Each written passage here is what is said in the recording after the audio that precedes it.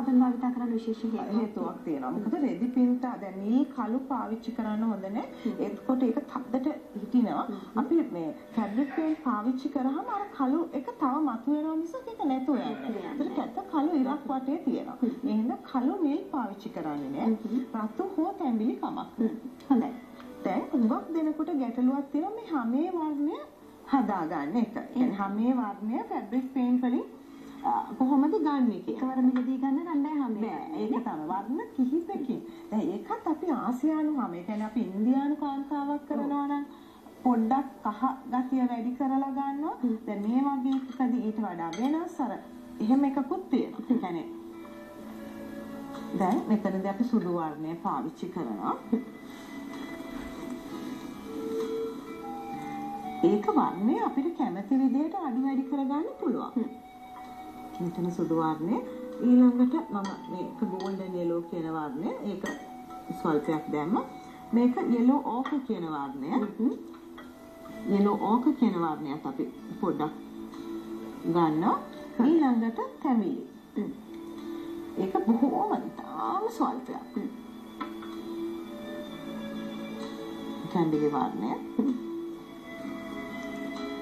ඊළඟට මේ Indian red මේක නුඹුරු වර්ණයක් අපි ඉන්දියන් රෙඩ් කියලා හඳුන්වන වර්ණය රතු වර්ණයක් නෙමෙයි අර නිකන් ගඩොල් රතු කියන්නේ මේ වගේ වර්ණයක් ඒකත් අපි කොහොම ස්වල්පයක් මේකට දා ගන්නවා දැන් මේක අපිට කැමති විදිහට අපිට පොඩ්ඩක් වර්ණය තද කරනවා නම් අපි තද වර්ණය තව දානවා ලා කර ගන්න ඕන නම් තව ලා වර්ණය තව දානවා ඒ වගේ අපිට අවශ්‍ය වර්ණය එනකම් දැන් මේ වර්ණ ටිකෙන් තමයි අපි කරගන්නේ. ඔව් මොකද මට හුඟක් දෙනෙක්ගේ ඉල්ලීමක් තිබුණා දැන් මේ මූණ ඇඟ පාට කරගන්න වර්ණය හදාගන්නේ කොහොමද කියන එක. ඒ හින්දා තමයි මම මේක කරන්න එක තවත් හේතුවක්. මොකද දැන් ওই වගේ තමයි අපි වර්ණය හදා. දැන් මේකම කියලා නෑ අපිට වර්ණය අඩු වැඩි කරගන්න පුළුවන් අපි කැමති ආකාරයට. දැන් අපි මේ හදාගත්ත අප්‍රිකානු කාන්තාවක් අඳින්න කැමති නේද? ඔව්. මේ විදිහට සකසගෙන හරියන්නේ නෑ. එතකොට කළු හුඟක් කළු වර්ණේ වැඩි. දැන් අපි මේ S2 සහ මේ අතට පෙන්නන්න S2 සහ කට බේරලා වර්ණය ගාගන්න. මෙතනින් ගෙදරදී කරනකොට තමුන්ගේ පැත්තට හරවලා මෙහෙම ෆ්ලැට් තැනක තියලා එහෙම කරන එක තමයි වඩා හොඳ. නෑ සක්ස ගන්න අතරතුරේ අපි කියමුකෝ දැන් ඔබතුමිය මේ නිර්මාණය සඳහා මේ කාන්තාවට වර්ණාලේප කරනකොට මේ මුහුණේ තියෙන හැමේ තියෙන අඳුර එළිය පාවිච්චි කරන වර්ණ අඩු වැඩි කරලා තියෙනවා. ඒකත් කියමුනේ.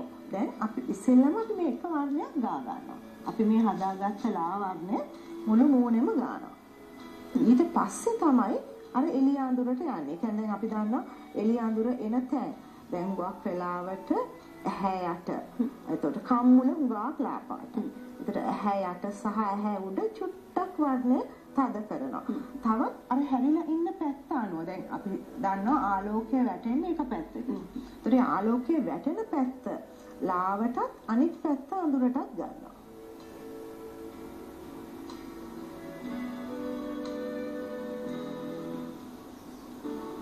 නමුත් අපි ඉස්සෙල්ල මෙහෙම එක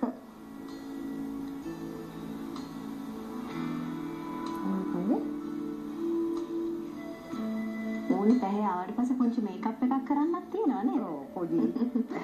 එතකොට තමයි ඊට මුළු එකම ගාගෙන ඉවර වෙලා තමයි අපි අර වර්ණය තද කරගන්නේ. දාතපය වුණත් එහෙම අපි පැත්තලි වර්ණයක් ගන්නෑ. දැන් මූණක්නේ.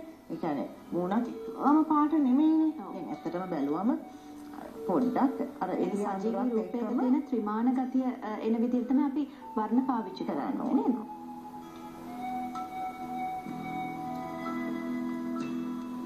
දැන් මේක බොහොම සීරුවට කොහෙවත් අතෑරෙන්නේ නැති වෙන්න. මොකද ෆැබ්‍රික් පේන්ට් වල තියෙන ප්‍රශ්නේ අපි හරියට කරගන්න ඕනේ නැත්නම් පස්සේ නැවත ඒක උඩ ගන්න බෑ. උඩ ගියාම පැල්ලමක් වගේ. හොඳයි දැන් අපි මූලික අදහස ලබා දුන්නානේ කොයි විදිහටද දැන් හැම වර්ණ කරගන්නේ කියලා. අපි දැන් ඊළඟ අදියරට යමුද? දැන් මෙන්න අපි දැන් තද වර්ණ. ඒ කියන්නේ අඳුර සහ ආලෝකය පෙන්වන විදිහ නේද? තව ටිකක් වර්ණය තද කර ගැනීමක් තමයි තද කරගන්න. බොහොම ටිකක්. දැන් මෙහෙම දැන් ඇහැ වටේ වටේ පොඩ්ඩක් අර තද වර්ණය ගන්නවා. ඒ වගේම මේ බෙල්ලෙන් මූණ වෙන වෙන කොටස ඒවත් තද වර්ණය ගන්නවා. දැන් නාහේ අර එක පැත්තක්ලා එක පැත්තක් තද. දැන් මේ පැත්ත මූණේ අඳුරුයි නිසා අපි මෙතන එහෙම ටිකක් අඳුරු කරගන්නවා. දැන් මේ වගේ නිර්මාණයක් දැන් අපි තීන්තත් එක්ක ගනුදෙනුවක් නේ තීන්ත ජලය සහ මේ නිර්මාණයත් එක්ක පොඩි ගනුදෙනුවක් යන්නේ නේද? මේක නිර්මාණය අවලස්සන නොවෙන්න කොයිතරම් වෙලාවක් වේලෙන්න තියන්න ඕනද? මේක දැන් අපි කරගත්තට පස්සේ සාමාන්‍යයෙන් පැයකමාරකින් දෙකකින් හොඳටම වේලෙනවා. අවුවේ වේලන්නත් පුළුවන්. අවුවේ වේලන්න හොඳ නැහැ. අවුවේ තියන්න හොඳ නැහැ. නිකන් ගේ ඇතුලේ අපි පාට කරලා එමම මේසයක් උඩලා අවුවේ කරාම පාට පිච්චෙනවා. ඒ කියන්නේ අවුවේ දැන් අපි දැන් මේක ඇඳුමක් වගේ ඇඳුමකට වගේ කරා නම් රෙද්ද අවුවේ දාන්න පුළුවන්. නමුත් අර ඒක පරිස්සම. ඒ කියන්නේ අපි මුද්‍රිත රෙද්දකට කලකන්නේ කොහොමද? ඕනට තද අවුවේ දැම්මත් වෙන්නේ. හරි අපිට ඒක නදියට යන්න පුළුවන් නේද? කොහොමද මේ මම මූණ කරගත්තා. දැන් ඇහැයි කටයි අපි දැම්ම කරන්නේ නැහැ. මේක වේලුණාට පස්සේ තමයි ඇහැයි කටයි කරගන්නේ. දැන් මම ඒක කරපු එකක් ගෙනල්ලා තියෙනවා. මම ඒකෙන් පෙන්නන්න.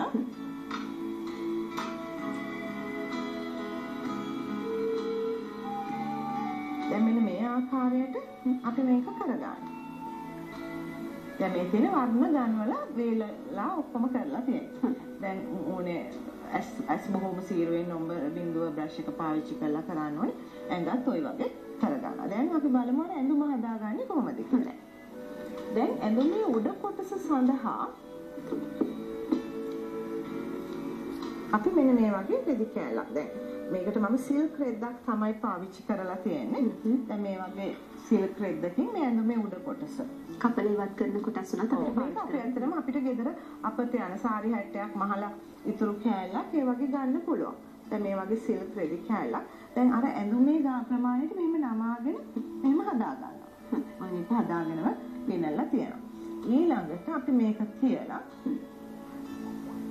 අර ඇඳුමේ හැඩය එන විදිහට තියලා ඒක අපි මසා ගන්නවා. එම වර්ණම නූල. මෙතනදී මම නූල තනිපට පාවිච්චි කරන්නේ. මොකද ඊටාම සියුම් මෙහුම් වලින්.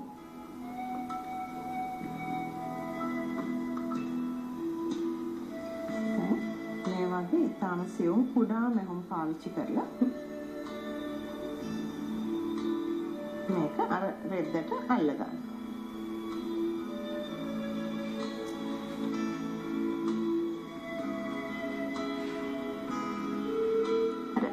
තරම නූල පේන්නේ නැති නූල පේන්නේ නැහැ. හොඳයි දැන් මේක අපි වටේම මහගත්තා කියමුකෝ. ඊට පස්සේ අපි කොහොමද වෙලා ඊළඟට කරන්නේ මේක වටේම මෙහෙම ඔක්කොම මහලා.